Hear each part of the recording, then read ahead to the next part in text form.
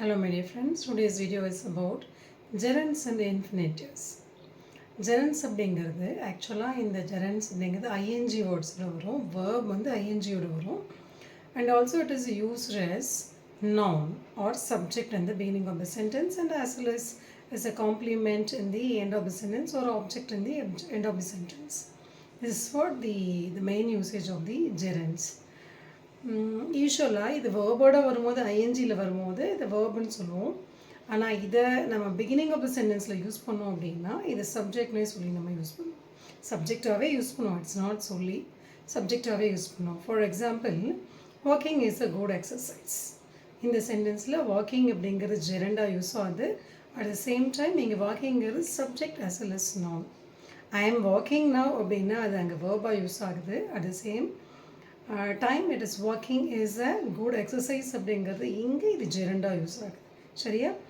இந்த ஐஎன்ஜி வேர்டை நம்ம பிகினிங் ஆஃப் த சென்டென்ஸ்லையோ இல்லை ஆப்ஜெக்டாவோ யூஸ் பண்ணோம்னா அது வந்து நம்ம ஜெரன்னு சொல்லி சொல்லுவோம். ஓகே, அந்த next one is she does cycling every day. இப்போ டெய்லி வந்து சைக்கிளிங் பண்ணிகிட்ருக்கா அப்படின்னு சொல்லுது. இங்கே சைக்கிளிங், ஷீ இஸ் சைக்கிளிங் அப்படின்னா அங்கே அது வேர்பாக இருக்கும். She does cycling every day அப்படிங்கிறது இது இங்கே ஜெரண்டாக யூஸ் பண்ணுறோம். Third one, they like swimming then running. Running இட அவங்களுக்கு ஸ்விம்மிங் தான் பிடிக்கும். இங்கே running and swimming is used as a gerund. Writing articles is not tough nowadays by using this ChatGPT and the other latest artificial intelligence. Before it was very tough to write the articles, but nowadays all the AI tools are available, so it is very easy to make that. So that's why I'm telling that writing article is actually this.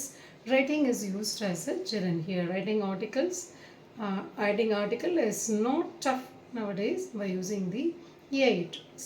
The next one for gerund example is my father's favorite hobby is reading books.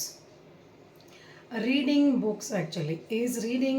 நீங்கள் தப்பாக நினச்சிக்காதீங்க. My father's favorite hobby is reading books. எங்கள் அப்பாவோட பிடிச்ச ஒரு நல்ல விஷயம் என்ன அப்படின்னா புக்ஸ் படிக்கிறது தான் அப்படிங்கிறது தான். அங்கே படித்தல் இல்லை படிக்கிறதுங்கிறது it's used as a gerund, not as a verb. I hope you understand what is gerund and what are the examples for gerund. gerund அப்படிங்கிறது ஒரு verb ஐஎன்ஜியோட ப்ரெசன்ட் பார்ட்டிசிபிள்னு சொல்லுவோம். ஐஎன்ஜியோடு வரக்கூடிய வேர்ப்ஸை தான் நம்ம gerundனு சொல்லுவோம். இதே ஐஎன்ஜி இல்லாமல் to with V1 verb or base வேர்பாக வந்தால் இன்ஃபினிட்டிவ்ஸ்னு சொல்லுவோம். For example, to go, to come, to eat, to sleep, to walk, இந்த மாதிரி. ஆக்சுவலாக இந்த டூவோட யூசேஜ் உங்களுக்கு தெரியும் அப்படின்னு நினைக்கிறேன். இதுக்கு அதுக்கு அப்படின்னு சொல்லுவோம்ல. I come here to take the class. நான் எங்கள் கிளாஸ் எடுக்கிறதுக்கு வந்திருக்கேன் அப்படின்னு சொல்லுவோம் இல்லையா? அதான் ரைட் யூசேஜ் ஆஃப் டு. இப்போ for example, to work hard, I work hard to get success.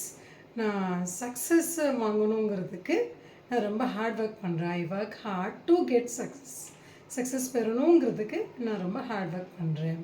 The next one, they have come here to meet you. அவங்கள உன்னை இங்கே மீட் பண்ணுறதுக்கு வந்திருக்காங்க. எப்போவுமே இந்த டு மீட் அப்படிங்கிறது ப்ரெசன்ட் டூ பக்கத்தில் பேஸ் வேர்ப் வந்து அது வந்து இன்ஃபினிட்டிவ்னு சொல்லுவோம். To meet, to come, to swim, to walk, to meet, to right, to see, to look, to observe, to speak, everything comes under this infinitive. Okay, டூவோட base verb வந்து அதை நம்ம இன்ஃபினிட்டிவ்னு சொல்லுவோம். The next example for this, my husband bought this house to live peacefully. இந்த வீட்டை வந்து பீஸ்ஃபுல்லாக இருக்கிறதுக்காக இந்த வீட்டை அவர் வாங்கினார். He goes to swim regularly to make him fit. அவன் வந்து ஜிம்முக்கு ரெகுலராக போயிட்டுருக்கான். ஏன் அப்படின்னா அவனை ஃபிட்டாக வச்சுக்கிறதுக்கு.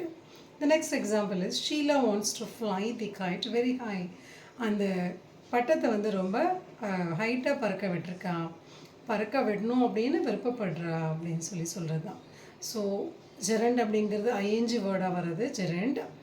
ஐஎன்ஜி இல்லாமல் டூ பேஸ் வேர்டாக வர்றது வந்து இன்ஃபினிட்டிவ். அந்த ஐஎன்ஜி ஜெரண்டை வந்து நம்ம சப்ஜெக்டாகவும் ஆப்ஜெக்டாகவும் யூஸ் பண்ணுவோம்.